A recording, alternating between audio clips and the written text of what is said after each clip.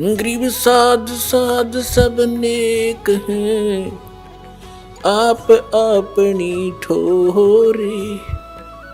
जो सतलोक ले जाएंगे वो साधु कोई और।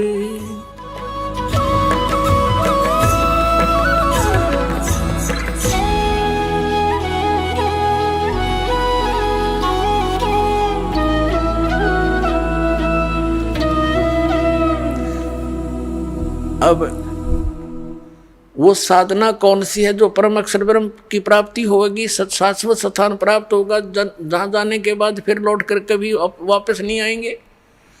वो साधना है जो दास आपको देता है, और उसका संकेत इन पवित्र सदग्रंथों में आपको दिखा दिया। अब 17वें अध्याय के 23वें श्लोक में श्रीमद् भगवद गीता में 3 मंत्र बता दिए। ओम तत्सत। ओम और तत् ये 2 अक्षर का मिलकर एक सतनाम बनता है। ओम तो सार्वजनिक है, तत् ये सांकेतिक है। परमात्मा ने कहा था कि हमने जो मूल ज्ञान है वो अभी गुप्त रखा हुआ है, और जब लग ये पिछली पीढ़ी का समय नहीं आएगा तब तक हम इसको सार्वजनिक नहीं करेंगे। नहीं तो इन काल के द्वारा चलाए गए पंथों के पंथियों, इन गुरुओं के हाथ लग जाएगा ये मंत्र, तो ये भी वही नाम देने लग जाएंगे, और फिर वो अधिकारी होंगे नहीं, और फिर हमसे कोई परिचित हो नहीं सकेगा। अधिकारी के बिना प्राप्त इस नाम की प्राप्ति का भी कोई लाभ नहीं। अनधिकारी से प्राप्त करके जाप करने व्यर्थ है। तो इसलिए इसको गुप्त रखा था। अब ये 2 अक्षर का मंत्र है, इसमें एक तत् है, एक ओम है। ये 2 अक्षर का मंत्र सतनाम है। अब इसका कितना काम है? जैसे हमने जल प्राप्ति करनी है तो बोकी लगाई जाती है हैंडपंप लगाने के लिए। जल प्राप्त करने के लिए जमीन से हैंडपंप लगाना होता है। हैंडपंप हमारा पूज्य नहीं है, वो तो साधना है, हथियार हैं, औजार हैं, जल प्राप्ति के इंस्ट्रूमेंट हैं। तो ये ओम तत्सत जो मंत्र हैं ये इंस्ट्रूमेंट है, ये औजार हैं उस सतलोक में जाने के, उस सतपुरुष के पाने के। तो ये हमारे पूज्य नहीं है, ये मंत्र हमारे पूज्य नहीं है, और ये बुरे भी नहीं है, क्योंकि इनसे हमें भगवान मिलेगा, हमें जल मिलेगा। तो ओम और तत् का काम है श्वास उश्वास का सिमरण करना पड़ता है। एक मंत्र को बाहर छोड़ना है, एक को अंदर लेना है। तो ये समझो जैसे हम बोकी लगाते हैं पृथ्वी पर, पृथ्वी के अंदर उसको खोदते हैं। बोकी होती है लोहे की पाइप सी, और उसको मारते हैं नीचे, तीखी होती है आगे से वो, और उसमें मिट्टी भरती चली जाती है, मिट्टी को बाहर निकाल देते हैं, फिर उसको फिर मारते हैं। तो वो फिर साथ के साथ उसमें पाइप भी डाउन करते जाते हैं, लोअर करते रहते हैं। तो वो बोकी और पाइप का काम है वो जल तक पहुंच जाना। जल प्राप्ति नहीं करवा सकती बोकी और वो पाइप। जल प्राप्ति के लिए हैंडपंप लगाना पड़ेगा उसके ऊपर, फिर वो हैंडपंप हिलाना पड़ेगा, तब वो जल मिलता है। ऐसे ओम और तत् ये 2 अक्षर का मंत्र तो समझो बोकी मारनी है श्वास उश्वास से। और जब कारीगर यानी मैकेनिक, मिस्त्री, हैंडपंप लाने वाला ये देख लेगा कि अब हैंडपंप बांधने का, लगाने का समय आ गया है, जब जल मिलेगा, तो वो तभी उस पे हैंडपंप लगाता, नहीं तो कहता रहता है वो की ओर मारो और लगाओ, लगे रहो। तो पुण्यात्माओं, जिस समय आपका इस सतनाम की भक्ति की कमाई, आपकी भक्ति की कमाई जब सही हो जाएगी, उस समय सारनाम दिया जाएगा। ये सारनाम समझो हैंडपंप है, और हैंडपंप का भी फिर सिमरण करना है, उसकी मजदूरी करनी है, उसकी साधना करनी है, तब वो जल मिलेगा।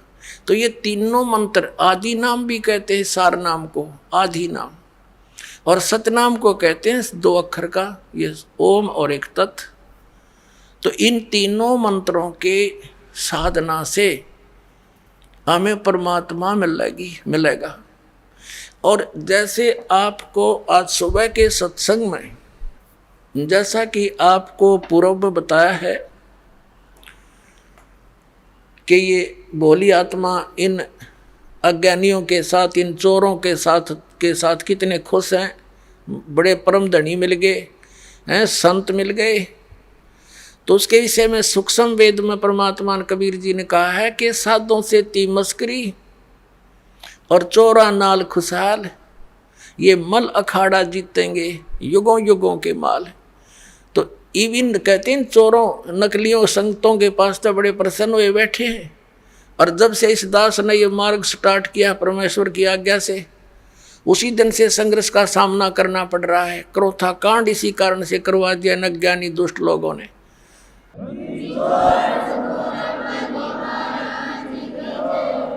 तो कह रहे हैं परमात्मा के ये मल अखाड़ा जीतेंगे, ये युगन युगन के माल।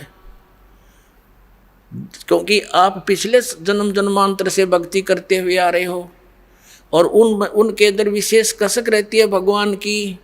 तो वो पुण्यात्मा जा फंसी इन काल के दूता के, इन राधा स्वामी धन धन सतगुरु और ये जनोद दाड़ेर आगरा वाले और ये मथुरा वाला जय गुरुदेव, ये ठाकुर जी महाराज, ये सारे के सारे काल के भेजे हुए एजेंट हैं। इन्होंने सारे दुनिया को अपने पीछे लगा लिया।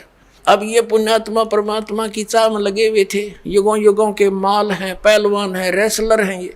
अरे रुक नहीं सकती ये आत्मा भगवान बिना। इनके अंदर एक ऐसी प्रेरणा है पिछले संस्कारों से। और अब ये फंस गए इन काल के दूता के, वहाँ कोई भक्ति है नहीं, जोत लगवाना इन्हें बंद करवा दिया, धर्म कर्म की कोई रास्ता नहीं, कोई विधि नहीं, शास्त्रों को साधना नहीं। तो ये नास्तिक हो जाएंगे कुछ दिनों में। अगर ये मार्ग स्टार्ट ना होता भगवान वाला तो पूरा भारतवर्ष नास्तिक हो जाता। और ये नास्तिक हो ही गए हैं। जैसे ईसाई हैं, सब मांस खावें, शराब पीवें, सिगरेट ये पीवें, कोई बाउंडेशन नहीं। और एक बार चर्च में नौकरी आई और चलवाई, तो ये कोई भक्ति है? यहीं तक सीमित था। कुछ दिनों के बाद ये जितने भी उन दूसरे महापुरुषों के पास चले गए, उनको परम धनी जान के अब सबकी दुर्गति हो जाएगी, थोड़े दिन में शुरू हो जाएगी। और फिर वो नास्तिक हो जाएंगे, सोचेंगे कितना भगवान नहीं है। हमने 6-6 घंटे ध्यान लगा के देख लिया, गुरुजी तो 2.5 घंटे बताए थे। तो अब परमात्मा ने मेहर बख्श दी कि आपको ये यथार्थ भक्ति मार्ग मिल गया। अब क्या है कि जैसे ये तो मल अखाड़ा जीतेंगे युगन युगन के माल, वो पुण्यात्मा सच्चे ज्ञान को सुनेंगे फिर भाग होंगे अपने यथार्थ स्थान पर। वो रुक नहीं सकते वहाँ पर। आज कोई बालक है, बाल की खाल उतार लेता है जीव। एक बार इसका समझ में ना आई थी का उनको परम धनी मान लिया, ये जो कहते फाइनल है। अब उन्हें कख का भी ना पता, ना सतनाम का पता, 5 नाम काल के जाप करवावे, हर बात बढ़ावे सतलोक जान की। ना उनको सतनाम का पता, ना सचखंड का पता, ना सार नाम का पता, ना सार शब्द का पता। वही सतनाम, वही सार शब्द, वही सतपुरुष, वही सतलोक, वही सचखंड। ये कोई बात हुई? सरने पैरन के ज्ञानकार बात बनाओ सचखंड जान की।